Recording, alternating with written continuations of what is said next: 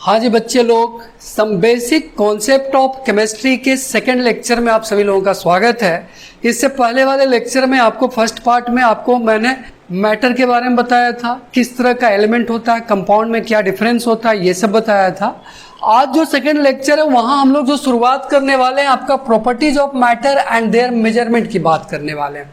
तो properties of matter and there measurement की बात करें तो दो तरह का प्रॉपर्टीज हो सकता है किसी भी मैटर का। एक प्रॉपर्टीज जो होता है दैट इज फिजिकल प्रॉपर्टीज और दूसरा कौन सा होता है, केमिकल प्रॉपर्टीज। तो फिजिकल प्रॉपर्टीज क्या होता है कि जिस चीज को हम लोग देखकर आइडेंटिफाई कर लेते हैं, जिस भी किसी चीज को अगर हम लोग देखकर आइडेंटिफाई करते हैं तो फिजिकल प्रॉपर्टीज में आता है। शेप एंड साइज जो बदलता है that is in physical quantity. पर जैसे ही हम लोग केमिकल प्रॉपर्टीज की बात करेंगे तो केमिकल प्रॉपर्टीज का मतलब होता है कि वो रिएक्शन करता है तो क्या बनाता है, कंबसन किस तरह से करता है, ये सब इसका केमिकल प्रॉपर्टीज में आता है। इसके अलावा किस सब्सटेंस के साथ किस तरह से उसका एसिडिटी क्या है, उसका बेसिसिटी क्या है, कंबस्टिबिलिटी क्या है, हिट होने के बाद किस तरह से बिहेव करता है, तो ये सब के सब आपका केमिकल प्रॉपर्टीज में आता है। और फिजिकल प्रॉपर्टीज में शेप, साइज, स्टेट्स, ये सब हम लोग फिजिकल प्रॉपर्टीज में पढ़ते हैं। अब यहां पर आता है यूनिट्स ऑफ मेजरमेंट। आप किसी भी चीज को मेजर करेंगे तो उसका कुछ ना कुछ तो यूनिट होगा। और हम लोग इससे पहले क्या पढ़े हैं, यूनिट जो आपका एक ट्रेडिशनल मेथड था, है ना, एक आपका ट्रेडिशनल मेथड था और आज की डेट में साइंटिफिक या फिर मॉडर्न मेथड चल रहा है। तो मॉडर्न मेथड और ट्रेडिशनल मेथड में कुछ फर्क था। Traditional method in the sense कि हम लोग स्पैन से नापते थे, क्यूबिक से नापते थे, जग से नापते थे। तो ये जो था आपका वेरिएबल था, कोई स्टैंडर्ड यूनिट नहीं था, ये person to person, place to place change होता था। पर आज की डेट में जो आपका साइंटिफिक मेथड है या मॉडर्न मेथड है, इसमें आपका place to place, time to time, person to person change नहीं होता है। तो इस चीज को पूरा करने के लिए हम लोग जो है कुछ यूनिट्स बनाए हैं। वो यूनिट्स कौन कौन सा है, तो एक आपका आता है फंडामेंटल यूनिट्स और दूसरा होता है एसआई सिस्टम। तो फंडामेंटल यूनिट्स क्या है, तो किसी भी मैटर का लेंथ, साइज, मास मेजर करने के लिए एक यूनिट बनाया गया था, उस यूनिट को ही हम लोग फंडामेंटल कहते हैं। अब यहां पर आता है कि फंडामेंटल और एसआई सिस्टम में क्या फर्क है। तो देखिए एक एग्जांपल के तौर पर ले लेते हैं। आप सुने होंगे फुट, पाउंड, कहीं पर आप सुने होंगे केजी, कहीं पर सुने होंगे मीटर। तो यहां पर देखिए फुट और मीटर दोनों किस चीज का है unit, that is of length. और पाउंड और केजी किस चीज का है, तो दैट इज ऑफ वेट। तो यहां पर देखिए वेट या मास जो कह लीजिए आप, तो यहां पर देखिए देयर इज ए कंफ्यूजन। अगर आप मान लीजिए कि आप मीटर में मेजर करते हैं, कोई आपसे फुट की बात करने लगता है, तो ये कंफ्यूजन क्रिएट करता है। और इस कंफ्यूजन को दूर करने के लिए हम लोग एसआई सिस्टम का यूज करते हैं। तो ये फंडामेंटल यूनिट्स है, FPS फुट पाउंड सेकेंड, उसके अलावा MKS मीटर किलोग्राम सेकेंड। तो ये सब के सब क्या है, आपका फंडामेंटल यूनिट्स है। आप अमेरिका में जाएंगे तो वहाँ उनका अपना कुछ फंडामेंटल यूनिट्स है, ब्रिटेन में जाएंगे तो वहाँ कुछ फंडामेंटल यूनिट्स मिल जाएगा, और हिंदुस्तान में आएंगे तो यहाँ कुछ अलग फंडामेंटल यूनिट्स मिल जाएगा। तो ये जो कन्फ्यूजन है, ये जो क्योस है, इस चीज को दूर करने के लिए हम लोग क्या किए, एसआई सिस्टम का यूज किए। तो एसआई सिस्टम है क्या, तो एसआई सिस्टम एक स्टैंडर्ड यूनिट है। एसआई यूनिट को हम लोग कह सकते हैं इंटरनेशनल स्टैंडर्ड ऑफ मेजरमेंट।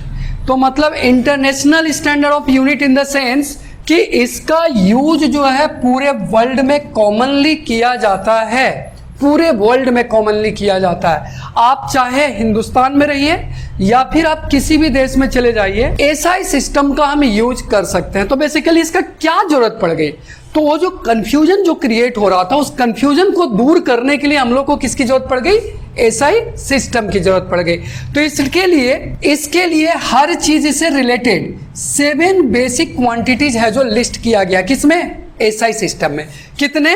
तो 7 बेसिक क्वांटिटीज, और ये 7 बेसिक क्वांटिटीज जो है हर चीज के लिए अलग अलग है। हर चीज के लिए आपको अलग अलग कैसे मिला?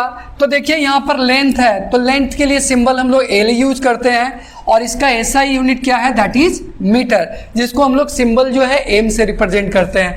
तो लेंथ हो गया, मास को हम लोग किलोग्राम में करते हैं, और सिंबल इसका आपका क्या हो गया? केजी हो गया।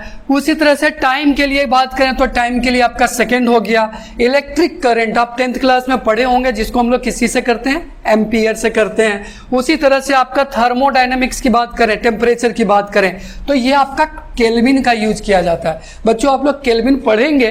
केल्विन जो है हीट को मेजर करने का स्टैंडर्ड यूनिट है। हम लोग सेल्सियस और फ़ारेनहाइट का यूज नहीं करते हैं।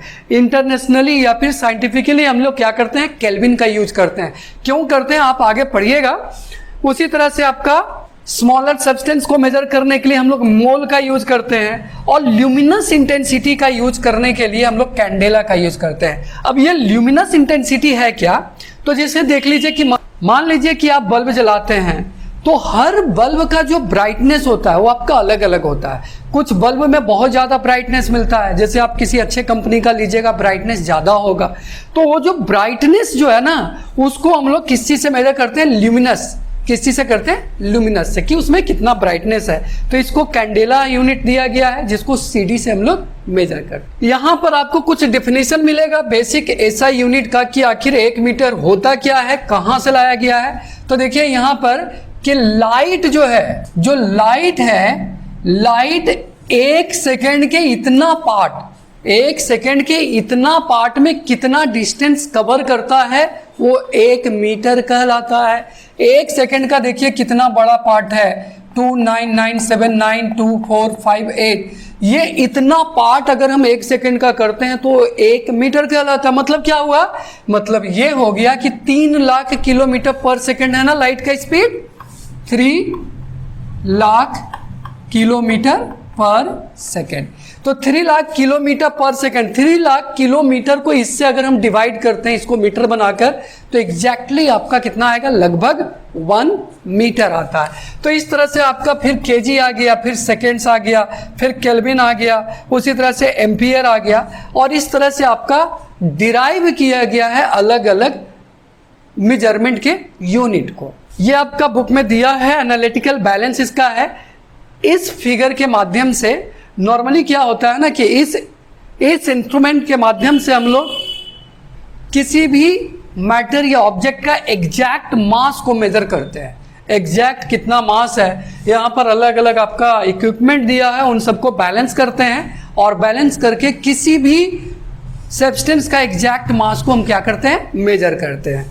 अब कुछ बच्चों को मैथमेटिकली थोड़ा सा प्रॉब्लम होता है, जैसे 1 लीटर इक्वल टू कितना होता है। तो देखिए आप तो ये पढ़े होंगे मिली सेंटी डेसीमीटर, अगर नहीं भी कई बच्चे ऐसे होते हैं जो कंफ्यूज कर जाते हैं, तो इसको आप कविता की तरह, पोएम की तरह याद कर सकते हैं। इसको ऐसे कीजिएगा, milli centi decimetre deca hecto kilometre. इसको याद कर लीजिए, milli centi decimetre deca hecto kilometre, आप ऐसे याद कर सकते हैं। और हम लोग को पता है ये सबसे छोटा यूनिट है, और ये आपका क्या है? सबसे बड़ा यूनिट है।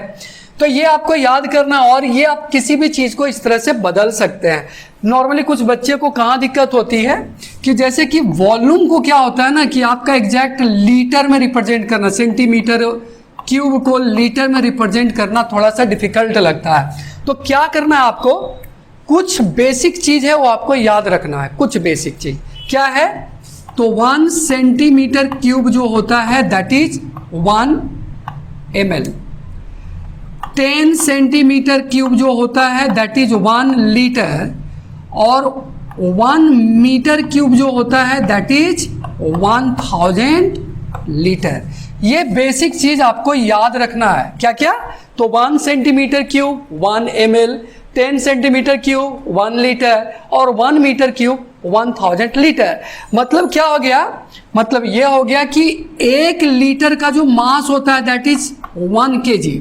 इसका मतलब है कि 1 मीटर क्यूब मतलब 1000 लीटर का मास कितना होगा, तो 1000 किलोग्राम होगा। और इस तरह से आप वॉल्यूम को मास में, वेट में क्या कर सकते हैं, चेंज कर सकते हैं। तो ये चीज आपको क्लियर रखना है कि ये आखिर काम कैसे करता है। अब हम लोग टेम्परेचर की बात कर लेते हैं। टेम्परेचर को मेजर करने के लिए 3 तरह का थर्मोमीटर का यूज किया जाता है। ये 3 थर्मोमीटर कौन कौन सा है, तो एक केल्विन है, सेल्सियस है और फ़ारेनहाइट है। तीनों में क्या डिफरेंस होता है, तो देखिए एक डिफरेंस क्लियरली रखिएगा कि सेल्सियस में टोटल 100 डिवीजन होता है, ठीक है ना, टोटल 100 डिवीजन किसमें, सेल्सियस स्केल में। केल्विन स्केल में टोटल कितना, इसमें भी 100 डिवीजन होता है, किसमें, केल्विन में भी। पर इस वाले में फ़ारेनहाइट में कितना होता है, टोटल 180 डिवीजन होता है। अब यहां पर जितना ज्यादा डिवीजन उतना अच्छा उसका एक्यूरेसी। आप लिस्ट काउंट जानते होंगे, लिस्ट काउंट जितना कम होगा उसकी एक्यूरेसी उतनी ही ज्यादा होगी। तो फ़ारेनहाइट जो स्केल होता है उसकी एक्यूरेसी ज्यादा होती है। इसलिए हम लोग अपने बॉडी का जो फीवर को जो मेजर करते हैं वो किस में करते हैं, फ़ारेनहाइट में करते हैं। हमारे बॉडी का टेम्परेचर कितना आता है, 98.6 फ़ारेनहाइट डिग्री, है ना। तो ये क्या हो गया, आपका एक्यूरेसी को रिप्रेजेंट करता है। अब तीनों में जो बेसिक डिफरेंस क्या है, जो केल्विन होता है वो केल्विन आपका 273 से शुरू होता है, जो इसका मिनिमम है, और कहां तक जाता है, 373। तो 273 से लेकर 373 टोटल डिवीजन कितना हो गया, 100 डिवीजन। सेल्सियस जो है आपका 0 से शुरू होता है और 0 से कहां जाता है, 100 तक जाता है, इसका मतलब इसमें भी 100 डिवीजन। और फ़ारेनहाइट जो है आपका 32 डिग्री से शुरू होता है, 32 से कहां जाता है, 212 तक जाता है। तो ये भी कितना हो गया, 180 डिवीजन हो गया। अब यहां पर आते हैं, इन दोनों में क्या रिलेशन निकला। अगर मान लीजिए कि कोई आपको केल्विन से सेल्सियस या सेल्सियस से केल्विन बनाने के लिए कहता है, तो कुछ नहीं करना है, C इक्वल टू होता है C plus 273 Kelvin. C equal to जो C का जो वैल्यू दिया रहेगा उसमें आपका 273 ऐड कर देना। मतलब अगर आपसे कोई कहता है 40 डिग्री सेल्सियस इक्वल टू कितना केल्विन, तो कुछ नहीं करना है, 40 प्लस 273 इक्वल टू कितना हो जाएगा, तो 313 केल्विन। इसी तरह से कुछ भी आपको दे, अगर कह दे 50 डिग्री सेल्सियस तो कुछ नहीं करना है, 50 प्लस 273। अगर 100 डिग्री सेल्सियस कह दे तो कुछ नहीं, 100 प्लस 273, इसका मतलब कितना हो गया, 373 केल्विन। अब यहां पर एक रिलेशन हम लोग क्या पढ़े हैं कि 100 डिग्री सेल्सियस में कोई भी पानी बॉयल करता है, तो 100 डिग्री सेल्सियस में करता है, इसका मतलब कितना केल्विन में वो करेगा, तो दैट इज 373 केल्विन में। तो हम लोग को क्या पता चला, हम लोग को पता चला कि कोई भी पानी 373 केल्विन में क्या करता है, बॉयल करता है। तो ये रिलेशन आपको सेल्सियस और केल्विन में मिल चुका है। अब जो नेक्स्ट रिलेशन हम लोग पढ़ेंगे वो पढ़ेंगे कौन सा, तो सेल्सियस और फ़ारेनहाइट के बीच में। ये थोड़ा सा फॉर्मूला बेस्ड है, कॉम्प्लिकेशन नहीं है, आपको बस ये फॉर्मूला याद रखना है, F equal to 9/5 C plus 32, और C के टर्म में आपको क्या करना है, तो ये इधर कर देना, हो जाएगा C इक्वल टू, अगर देखें इसी फॉर्मूला से अगर हम लोग बनाएं तो C इक्वल टू क्या हो जाएगा, तो C इक्वल टू हो जाएगा आपका F माइनस 32, पहले F माइनस 32 और इंटू क्या हो जाएगा, इंटू आपका 5/9। तो इस तरह से हम लोग क्या कर सकते हैं, फॉर्मूला को फॉर्म कर सकते हैं। आपको जो भी डेटा दिया हो आप डायरेक्ट यहाँ पर बना सकते हैं। तो एक कुछ डाउट है, वो डाउट को हम लोग कर लेते हैं। अगर मान लीजिए कोई आपको कहता है कि हमारे बॉडी का टेम्परेचर कितना है, 37 डिग्री, तो 37 डिग्री सेल्सियस को अगर हम फ़ारेनहाइट में बदलेंगे तो कितना आएगा, तो F इक्वल टू क्या है, तो F इक्वल टू 9/5 इंटू 37 और प्लस 32। आप इसको करेंगे, जो भी वैल्यू आएगा वो आपका करीब 98.6 डिग्री फ़ारेनहाइट आएगा। इसका मतलब 30 डिग्री सेल्सियस इक्वल टू कितना हो गया, 98.6 डिग्री सेल्सियस फ़ारेनहाइट। अब यहाँ पर बच्चों एक बेसिक छोटा सा चीज है, उसको आपको याद रखना है। आप चाहे बनाकर कीजिए या फिर आप याद रखिए। वो क्या है, आपसे पूछ देगा कि किस टेम्परेचर पर फ़ारेनहाइट और सेल्सियस दोनों इक्वल होता है। तो ये आप सोचेंगे कि ये कैसे हो सकता है, पर ऐसा है पॉसिबल। आपका एक ऐसा टेम्परेचर है जिसमें फ़ारेनहाइट और सेल्सियस दोनों इक्वल होता है। वो टेम्परेचर कौन सा है, तो that is -40 degree Celsius. -40 degree Celsius always equal to -40 degree Fahrenheit. मतलब कहीं का टेम्परेचर अगर -40 डिग्री है, इसका मतलब आप फ़ारेनहाइट स्केल पर मेजर कीजिए या फिर सेल्सियस स्केल पर, दोनों ही केस में आपका क्या आएगा, एग्जैक्ट वैल्यू आएगा। तो आप इसको निकालिएगा, सेम वैल्यू आपका एक बार सी में और एक बार एफ में करके निकाल लेना है, निकल जाएगा। दूसरा क्वेश्चन इसमें और भी आ सकता है, किस टेम्परेचर पर सेल्सियस स्केल फ़ारेनहाइट का एग्जैक्टली डबल होगा, या फिर यह भी हो सकता है किस स्केल पर Fahrenheit exactly double of Celsius scale. तो ये टेम्परेचर आपका न्यूमेरिकल में इस फॉर्मूला पे पुट करना है और आपका बनता जाएगा। अब बच्चों थोड़ा डेंसिटी की बात कर लेते हैं। डेंसिटी होता क्या है, तो देखिए डेंसिटी क्या है, आप देखिएगा कि ओशियन वाटर का डेंसिटी ज़्यादा होता है compare to river water, solid का डेंसिटी ज़्यादा होता है कंपेयर टू लिक्विड या फिर गैस। तो ये डेंसिटी हम लोग मेजर कैसे करते हैं, तो डेंसिटी का एक बेसिक सा फॉर्मूला है। वो फॉर्मूला क्या है, तो डेंसिटी इक्वल टू होता है मास बाई वॉल्यूम। मतलब किसी भी density equal to mass by volume, मतलब किसी भी ऑब्जेक्ट का आप मास मेजर कीजिए और ऑब्जेक्ट का मास मेजर करने के बाद उसके वॉल्यूम से आप डिवाइड कर दीजिए, आपका डेंसिटी निकल जाएगा। इसका मतलब मास का यूनिट क्या हो गया, तो मास का यूनिट हो गया केजी, और वॉल्यूम का एसआई यूनिट की बात करें तो क्या हो गया, मीटर क्यूब। इसका मतलब कि डेंसिटी का यूनिट क्या हो गया, किलोग्राम पर मीटर क्यूब हो गया। इसी में कहीं पर आपको रिलेटिव डेंसिटी भी मिलेगा। तो रिलेटिव डेंसिटी होता क्या है, आप ये पढ़े होंगे।